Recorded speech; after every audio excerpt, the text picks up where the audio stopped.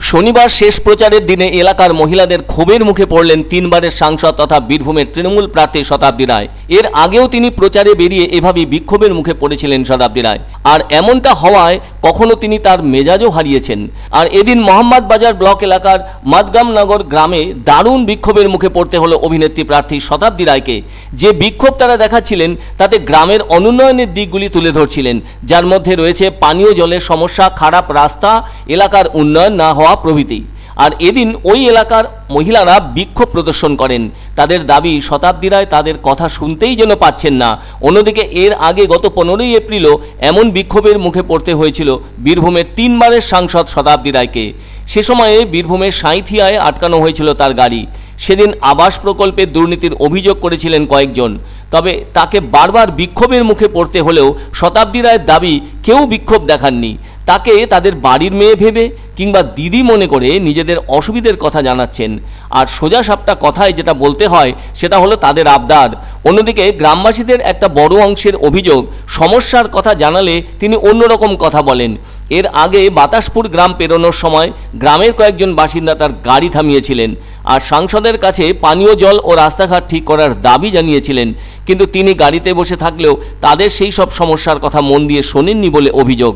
এমনও ঘটনা হয়েছে, গ্রামবাসীরা অভিযোগের সঙ্গে জানিয়েছেন শতাব্দী রায় নিরাপত্তা রক্ষীরাও তাদের বিরুদ্ধে শাসানি দেওয়ার মতো কথা বলেছিলেন। তবে গ্রামবাসীরা তো এখন যথেষ্ট ভালো করে কথা বলতে পারেন, তাই তাদের সমস্যাকে গুছিয়ে বলতে তাদের কোনো ধরনের অসুবিধা হয় না। একজন গ্রামবাসী তো সেদিন অদ্ভুত কথা বলেছিলেন শতাব্দী রায়ের সামনে, যা শুনে অনেকে অবাক হয়ে গিয়েছিলেন। তিনি সেদিন বলেছিলেন এখানে 70% মানুষ গ্রামে বাস করে আর 30% মানুষ বাস করেন শহরে। ফলে গ্রামের মানুষের ভোটে জিতেই সাংসদ হয়েছেন উনি, অথচ সেই গ্রামেই উন্নয়ন হচ্ছে না। তারা কিন্তু সেটাই জানিয়েছিলেন সেদিন তাদের বিদায়ী সাংসদ তথা এবারের তৃণমূল প্রার্থী শতাব্দী রায়কে।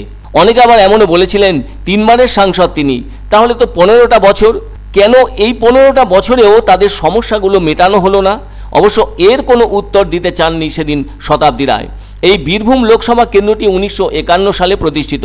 এই কেন্দ্রের অধীনে থাকা বিধানসভা কেন্দ্রগুলি হল সিউড়ি, দুবরাজপুর, সাঁইথিয়া, রামপুরহাট, হানসান, নলহাটি ও মুরারই।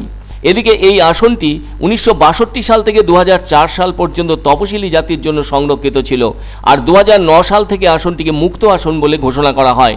উল্লেখ্য 2019 সালে এই কেন্দ্র থেকে তৃণমূলের শতাব্দী রায় জিতেছিলেন 6,54,070টি ভোট পেয়ে, আর বিজেপির দুধকুমার মণ্ডল পেয়েছিলেন 5,65,153টি ভোট। সবচেয়ে বড় কথা, নোটায় সেবার ভোট পড়েছিল 12,307টি। আর এবারও তৃণমূলের প্রার্থী হয়েছেন শতাব্দী রায়, আর বিজেপির প্রার্থী দেবতনু ভট্টাচার্য এবং কংগ্রেসের প্রার্থী মিল্টন রশিদ।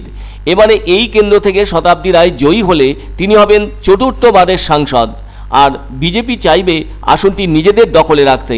তবে সবটাই নির্ভর করবে জনতা জনার্দনের সমর্থনের ওপর, কারণ গণতান্ত্রিক দেশের প্রার্থী নির্বাচনের সিদ্ধান্ত গণদেবতাদের উপরই নির্ভর করে।